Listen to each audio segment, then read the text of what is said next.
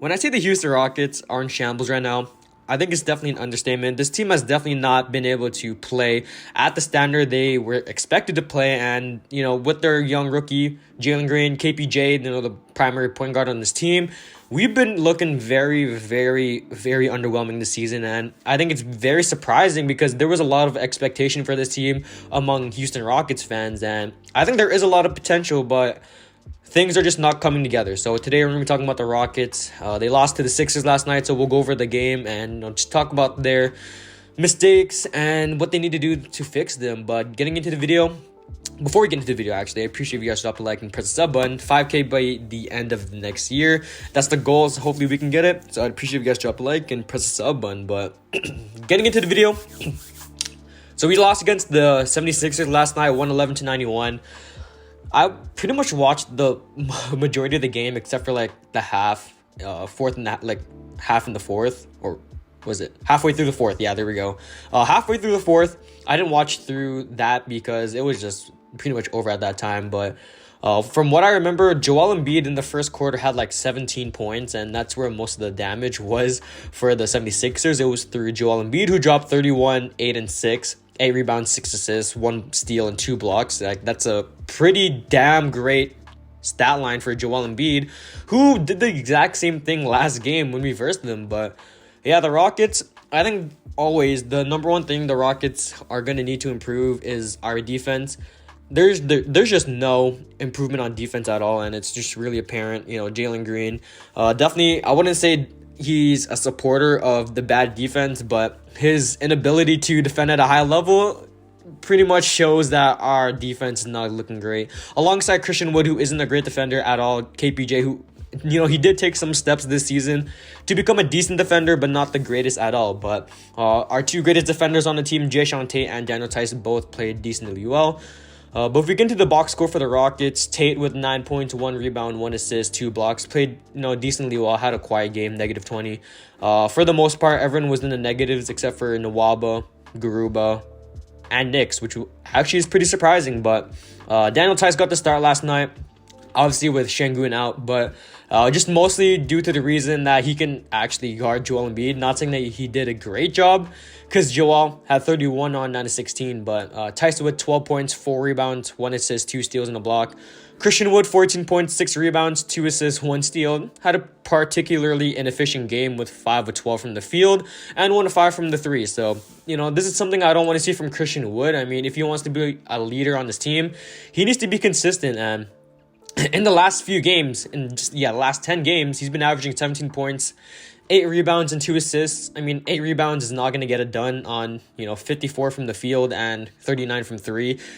He's definitely been very underwhelming this season. He is averaging a double-double, which is great, but he's been underwhelming since last season where he went 21-10. So hopefully he can pick it up pretty soon. We might look to trade him pretty soon. I'm not too sure if we are, because it is going to be a really bold move if we do. But I personally think we should trade C. Wood while he has some value. KPJ, 8 points, 5 assists, and 6 rebounds, 4 turnovers. He's a turnover machine. Him and Jalen Green both had some pretty hefty turnovers this game. 2 of 9 from the field and 0 of 5 from 3 for KPJ. Inefficient season from KPJ, to say the least. I mean, he hasn't been looking too great, and I think that's mostly due to the fact that he is playing a new position. Obviously, in Cleveland, he was playing the shooting guard / a small forward, and then moved to Houston, and he only played around 26 games last season. I can even fact check that, but he didn't play all too much, and when he did, he was mostly running the point guard / the shooting guard. So honestly, I really feel KPJ in terms of how he's trying to play that point guard position. And yeah, last season he played only 26 games, playing the point guard / shooting guard position, averaging 17 points, 6 assists, and 4 rebounds. So I definitely feel where KPJ is coming from. He's been playing, around 52 games at the point guard position, combining this year's games alone with 26 games played. So I get it, but at the same time, he does need to at least show some improvement in this game, and I have not seen it at all. So hopefully he can bounce back. I really just want to see that development from KPJ. I think he can develop into a pretty decent point guard, an average starting point guard at best. But if he doesn't show that pretty soon, then I'm not too sure what's going to happen. I did see, and I wouldn't say an offer, but I did see a proposal of, bringing KPJ off the bench as a sixth man, starting John Wall again, and have that veteran experience on the floor, which definitely would make us a better team. John Wall, past first point guard, someone that can decently shoot the ball, nothing too great there, but someone that can pass the ball at a high level. So looking at the bench, all of our bench players, got to play today. No one in particular except for Christopher and KJ. KJ had 10 points, 4 rebounds, 1 assist, and 2 blocks. He's actually been pretty okay in the last few games. In the last 8 games, averaging 9 points, 1 assist, 5 rebounds, and basically a block a game on 46 from the field and 33 from 3. KJ off the bench. He's going to be a very, very solid role player for this Houston Rockets team, and I'm all for it. Now, in terms of a starting position, I'm not too sure about that unless, some people are injured. But in terms of the bench role, I think KJ Martin will thrive on the bench. Josh Christopher with 13 points, 2 assists, 2 rebounds, 1 steal, 3-10 from the field, 3-7 from 3. Pretty inefficient night for Josh, but he's been balling in the last few games. 10 points per game, 3 rebounds, 2 assists in the last 10 games. Efficiency-wise, I think we all know there's not going to be too much efficiency from Josh. Coming out of college, he was pretty inefficient, but over the season, 45 from the field and 35 from 3. Nothing too great right there, but I think he could be a throw-in for, our rookie second, depending on what happens. If he gets more minutes like this, like he got 23 minutes tonight, I think he can be a throw-in for all rookie seconds. Hopefully he can get up there pretty soon. Now, in terms of the team overall, last night didn't play too well. I think it's kind of obvious. Offense wasn't clicking. Jalen Green. Did I go? I don't think went over Jalen Green. Actually, I'll go over Jalen Green right now. I don't think I did, but Green had 14 points, 5 rebounds, 1 assist, 7 turnovers. He played pretty well today, 7 turnovers. Wasn't all too great. 6-12 from the field, 2-6 from 3. He's been fairly efficient in the last few games. In the last, 9 games, he's been averaging 18 points, 3 rebounds, 2 assists on 44 from the field and 41 from 3. Those are some damn great stats in the last 10 games, but he's been, on and off in the last few. Last game against the Timberwolves, only 10 points on 17% from the 3 and 30 from the field. So hopefully Jalen Green can bounce back in terms of efficiency, but he's been playing pretty well.